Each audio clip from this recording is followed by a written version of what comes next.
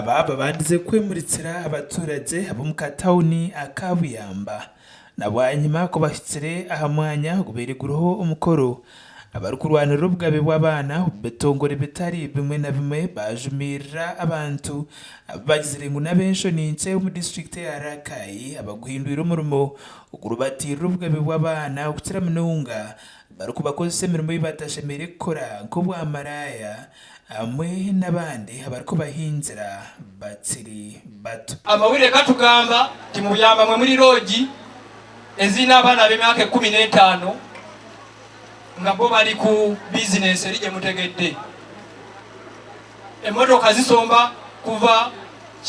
Lyantonde isingiro ziyingiza buli season ogwo mulembe nga baleeta oyo akaddiye nga baleetawo omulembe omuki omupya Ekituga ku baana bafe abaliko obulemu bazadde bangi bakweka abaana bano omusajja ne yeegaana omwana n'agamba nti mu kika kyaffe tetuzaala balema omu n'agamba abo bakuvukojja ndowooza kukojja omukazi ono alabika ayina ebintu bitawaanyiza omwana ne batamuwa bituufu bye ng'omwana omulala tugambe nti abaana tekisosolako oba wa kika ki oba wa ggwanga ki oba wakikula ki. Ronald Nsamba umwe abebembezi b'ebitongore byitabire mu mukoro ogu ebiri kurwanirira obugabe bw'abaana ashoborere ngo abazaire abari kukira obwingi mu district ya Rakai tibari kufa abana babo eziretere na bamwe babahinzira bari bato eddembe ly'abaana mu Rakai terina bakwatibwa bulungi wakyalimu embeera z'okutyobola eddembe ly'abaana naddala okufumbiza abaana nga bakyali bato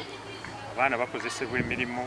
gyebatalina kukola egikolwa emirimu egibawa ssente abazadde tebatutte baana ku masomero bulungi abaana batulugunyizibwa obutabanguko mu maka bunyigiriza nnyo eddembe ly'abaana mu maka ago mulingo nigwo gumwe Nicholas Sembatya uri kujunanizibwa aha nshonga z'amaka hamwe n'abaana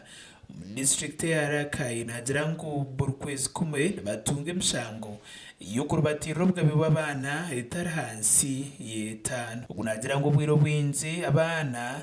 nibatorobozibwa nango teriho n'abandi abari kuhingirwa bakiri bato emisango gyetusinga okufuna mu ofiisi yaffe gy'emisango gy'abaana oba gye bayita juvenile delinquency abaana babbi b'emmwanyi abakabasanya abaana so tufuna emisango basically per quarter bavanyuma myezi 3 naddala egy'okukabasanya emisango nga5 buli luvanyuma lwa myezi 3 ne waliwo emisango gye bayita pet offences yabbi akataasa k'emmwanyi ekyo tufuna n'20 lwakuba nti tulina kye tuyita diversion waba yabbi akataasa k'emmwanyi tugezaako nnyo okwegenjinga bazadde be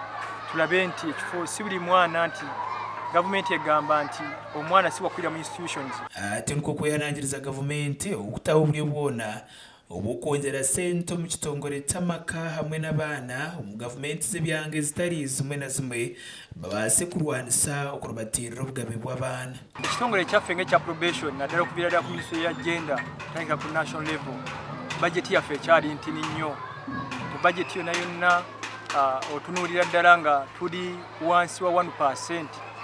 ku bajeti y'eggwanga so mbadde nsaba gavumenti at least ko eyongezeeko ka budget tuberenga mu 10%. Ibyo bikiriaho Sheikh Abdurrahim Senkungwe uri ambassador wa Uganda mu by'ubuhinzi muri Pakistan hamwe na America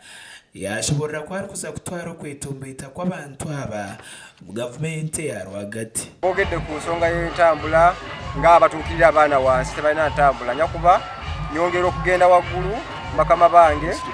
nga ku district nga awo togere ku nsonga eyo tukitwale eribe kikwatako babe bafuna entambula eyo mulingo nigwo gumwe guyayihanangiza abanyarakayi okufayo okureberera abaana baabo bari kubatwara omu mashomero ago gavumenti yateireho ongera okukubiriza ng'abazadde b'Rakayi batuyambeko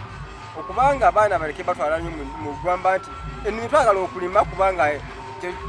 daily income ya Uganda mu kulima naye omwana wabasomyeko gasha kwa Bashir Karima abwa tayari West Rakai